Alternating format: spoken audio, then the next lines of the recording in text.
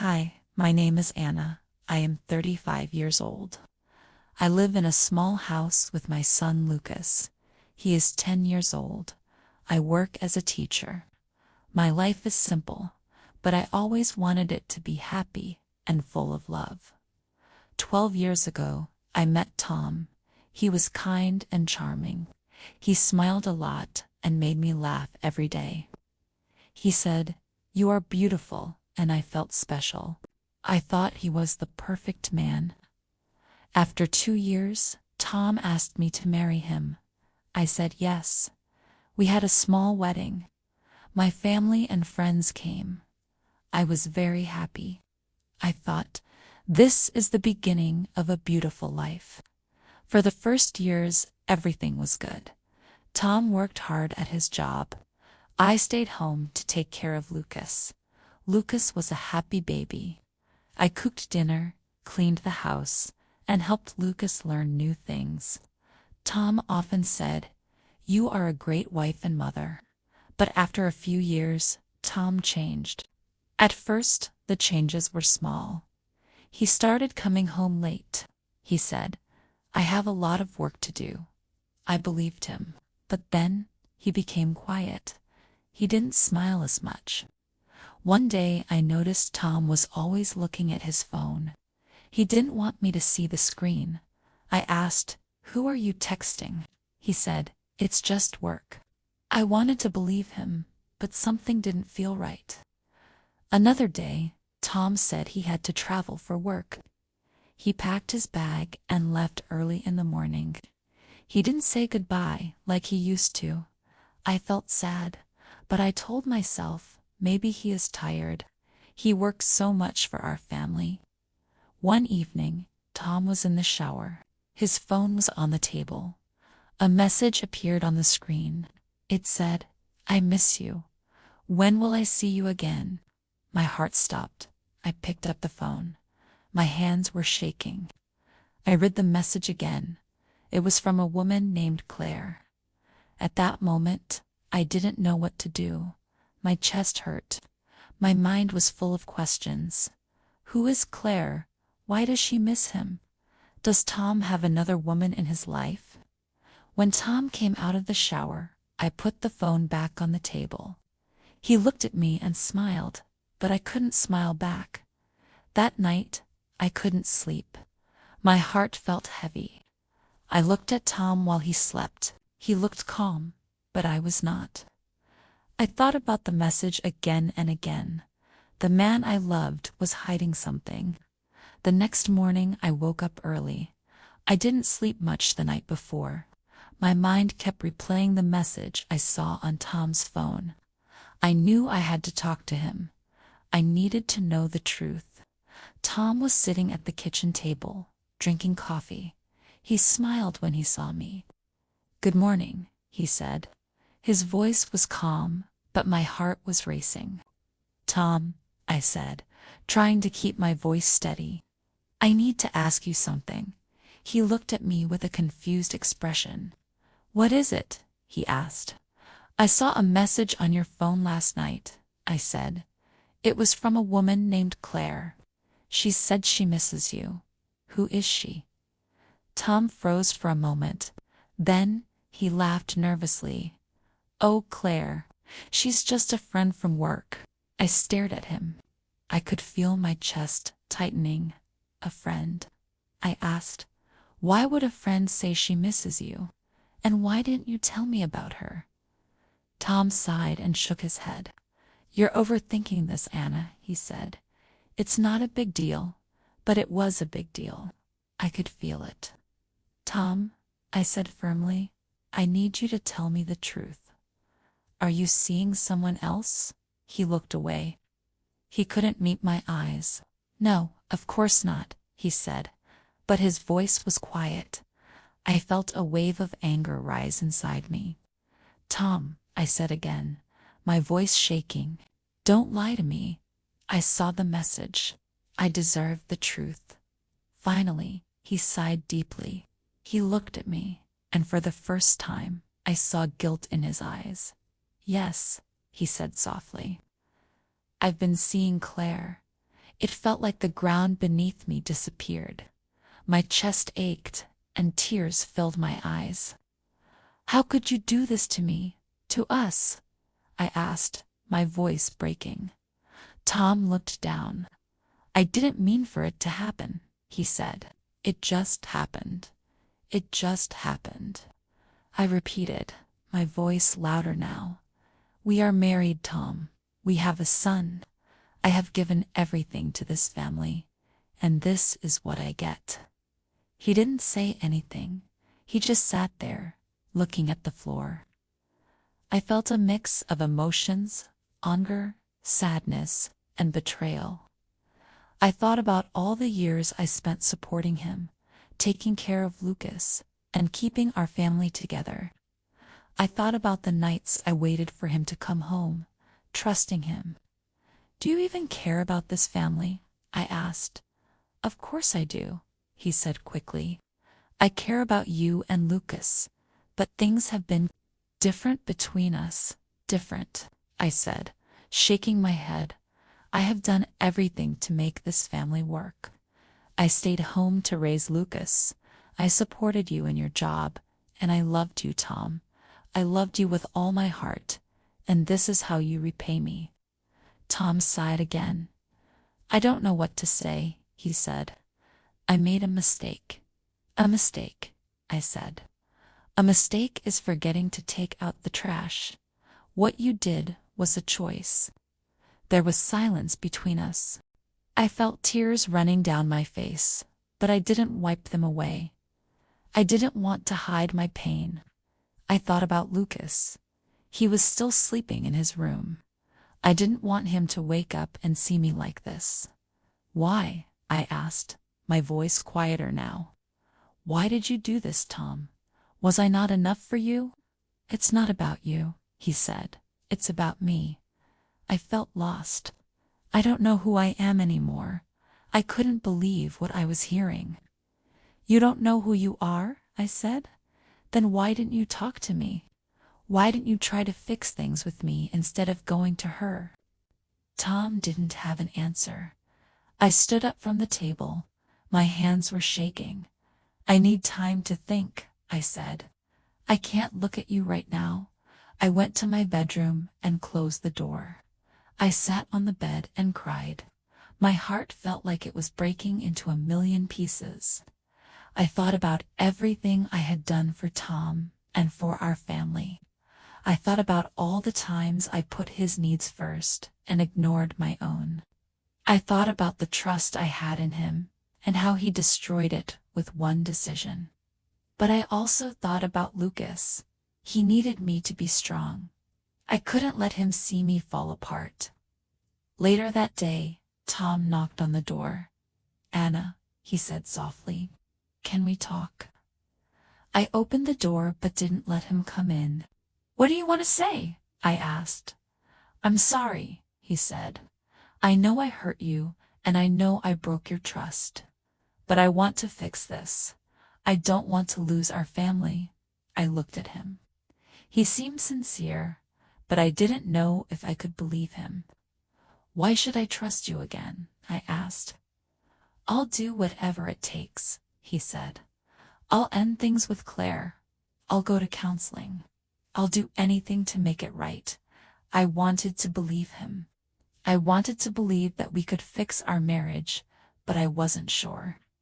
My heart was still broken. "I need time," I said. "I need time to think about everything." Tom nodded. "Take all the time you need," he said. As he walked away, I sat back on the bed. My mind was full of questions. Could I forgive him? Could I trust him again? Or was this the end of our marriage? The days after my conversation with Tom were some of the hardest of my life. I felt like I was living in a fog, unable to think clearly. My heart ached, and my mind was full of doubts. I kept asking myself, did I make the right choice? Should I stay and try to fix things? But deep down, I knew the answer. I couldn't stay in a marriage without trust. One evening, after putting Lucas to bed, I sat down at the kitchen table. The house was quiet. I thought about everything that had happened. I thought about the woman I used to be before I met Tom, confident, full of dreams and excited about life. Somewhere along the way, I had lost that part of myself.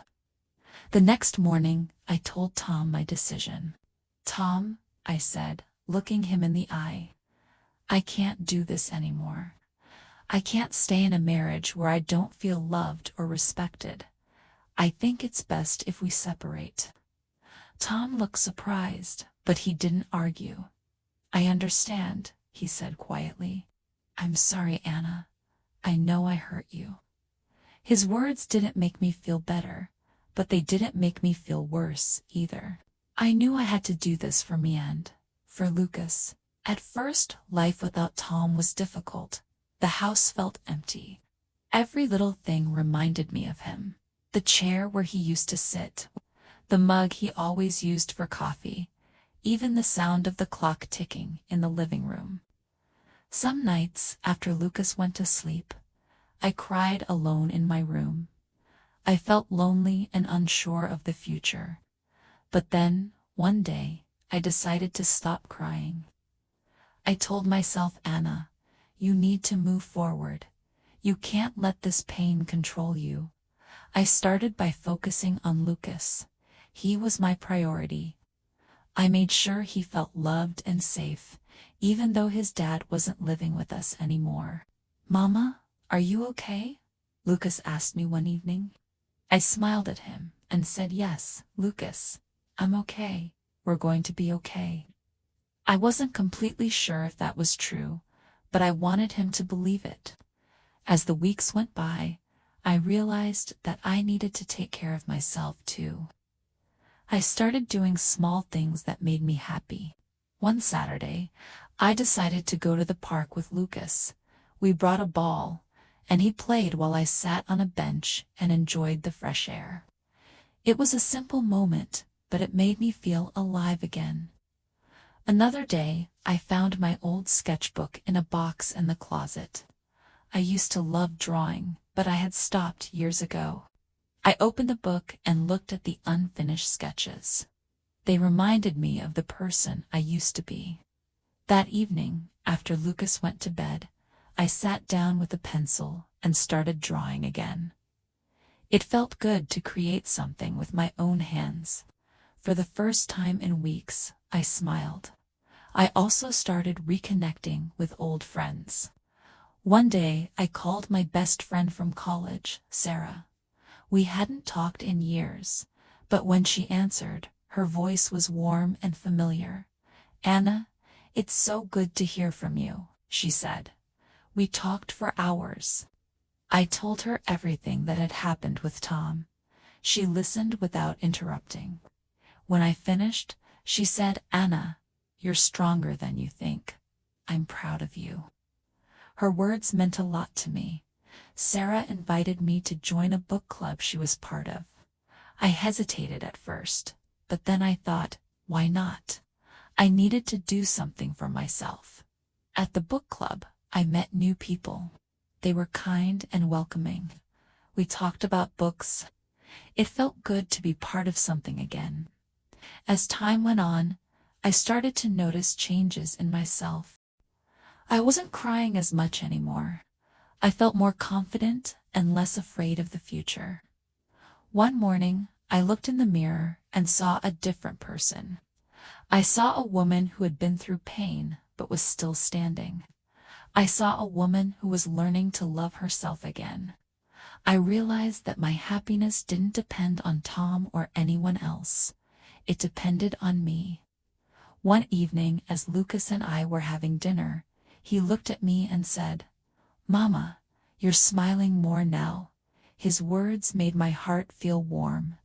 I smiled and said, "That's because I'm happy to be with you, Lucas." And it was true. Lucas was my reason to keep moving forward. By the end of the month, I felt stronger than I had in years. I wasn't completely healed, but I was on my way. I knew there would be hard days ahead, but I also knew I could handle them.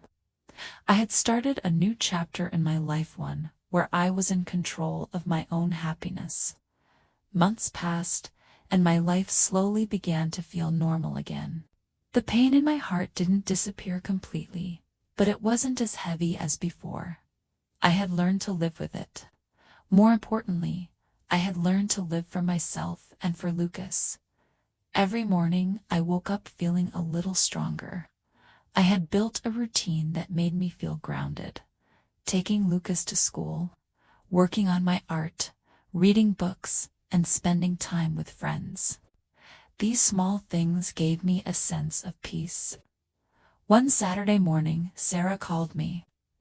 "Anna, there's a community event at the park today," she said. "It's a picnic with games and activities. You should come with Lucas." At first, I hesitated. I wasn't sure if I was ready to meet new people, but Sarah encouraged me. "It'll be fun," she said, "and you deserve to enjoy yourself." So, I said yes. When we arrived at the park, the sun was shining, and the air was filled with laughter.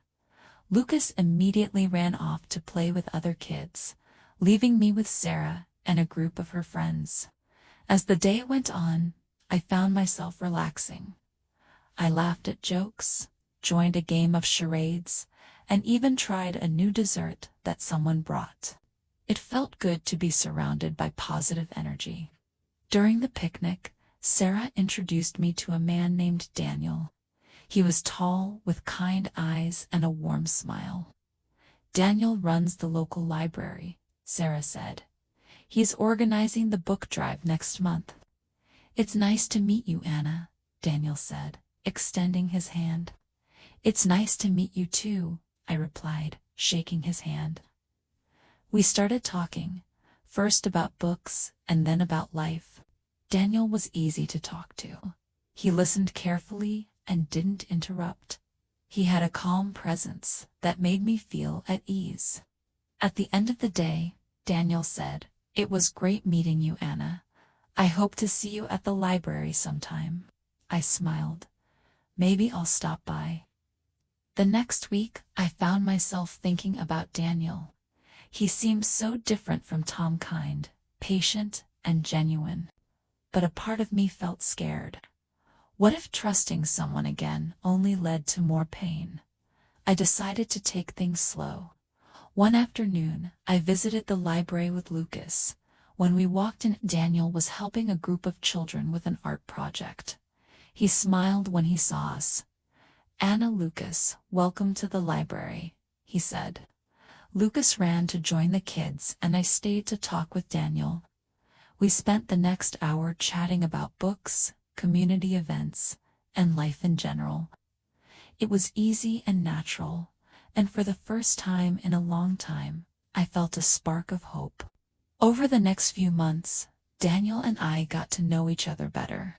He invited me to join a book club at the library, and I started attending regularly. We talked often, but there was no pressure, no rush. One day, he asked me out for coffee. I hesitated for a moment, but then said yes. During our coffee date, I opened up about my past.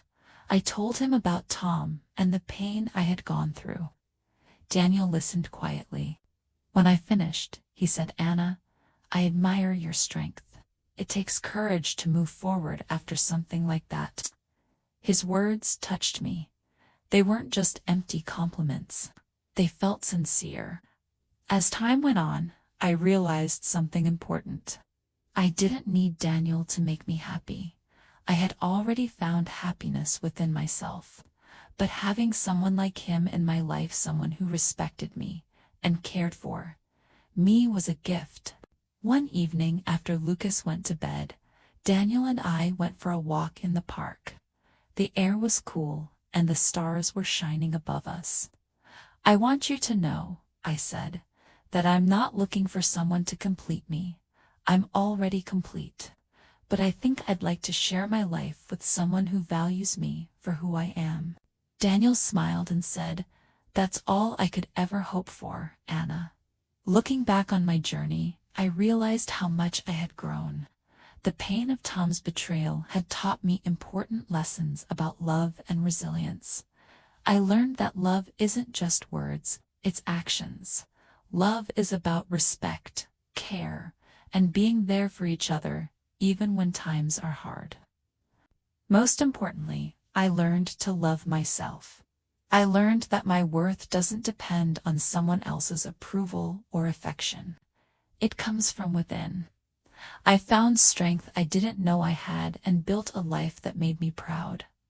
One evening, as Lucas and I sat on the couch watching a movie, he turned to me and said, "Mama, you seem happy now." I smiled and kissed his forehead. "That's because I am, Lucas. I am." For the first time in a long time, I truly felt at peace. I don't know what the future holds, but I do know this. Life is full of challenges, but it's also full of opportunities to grow and heal. Every step I've taken, even the painful ones, has led me to where I am now. And for that, I am grateful. Story, comprehension, and sir. The questions in the comments. Who is Lucas, and how old is he? What did Anna find on Tom's phone? Why did Anna decide to leave Tom? Who is Daniel, and where did Anna meet him? What important lesson did Anna learn about happiness? Now, it's your turn. Answer in the comments and tell us what you thought about the story. Let's practice together.